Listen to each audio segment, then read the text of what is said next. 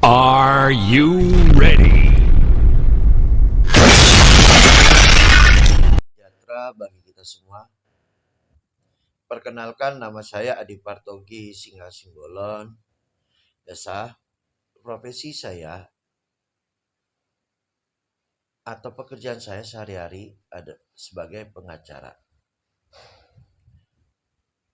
atau avokat sekaligus konten kreator. Tapi konten kreatornya untuk memberikan yang terbaik, edukasi yang terbaik. Dalam hal ini video saya lanjutan dari pembahasan sebelumnya itu MBG. Saya mencoba memberikan ruang pencerahan kepada masyarakat supaya tidak buta banget terkait MBG. MBG itu sebenarnya ya udah kalau di Indonesia baru ya, perkenalannya baru, memperkenalkannya baru di eranya Bapak Presiden Prabowo Subianto dan wakilnya Bapak Gibran Rakabuming Raka. Ya, kalau di negara Amerika Serikat, ya di Eropa, ya beberapa negara Eropa ya, dan termasuk di Asia, ya, MBG itu adalah sebagai kewajiban ya, pemerintah. Ya, kita ambil contoh di Amerika Serikat saja ya. Saya ambil contoh ya pengetahuan saya ya. Di Amerika Serikat ada di daerah yang dimana ada orang yang tidak mampu atau fakir miskin dan juga panti jompo dan ini sekaligus rata-rata pemerintah setempat ya, dan juga ada swadaya masyarakat ya, yang dimana swadaya masyarakat itu mereka memberikan makan bergizi gratis.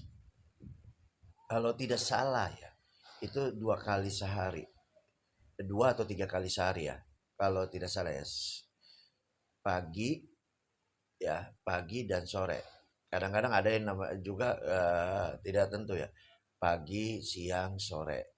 Itu pembagian makannya, makan bergizi gratis di Amerika Serikat ya. Saya ambil contoh di Amerika Serikat aja sampelnya ya.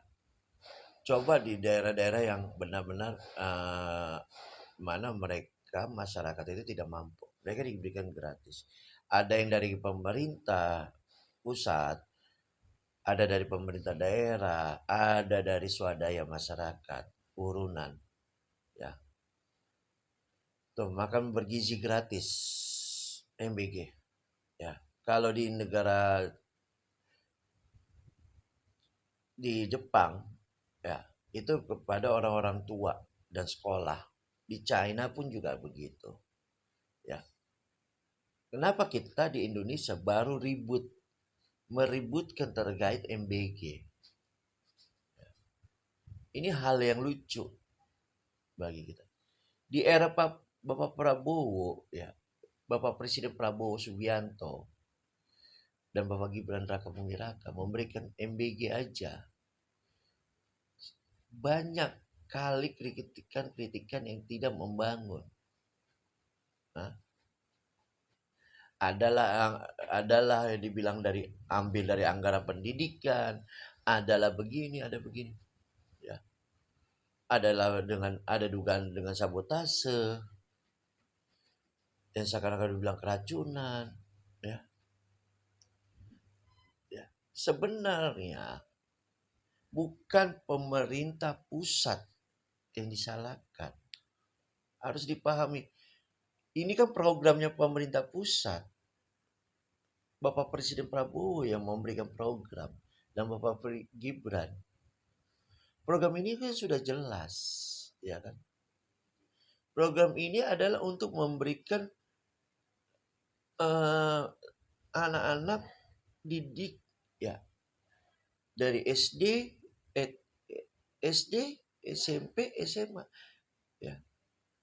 Mereka diberikan makan bergizi gratis itu kan Ya, kita nggak usah melihat dari orang yang mampu ya, yang standar, yang sudah yang ada gaji, yang sudah apa tuh bisa dibilang taraf kehidupannya sudah bisa dah, yang terima gaji atau pengusaha apa yang bisnis.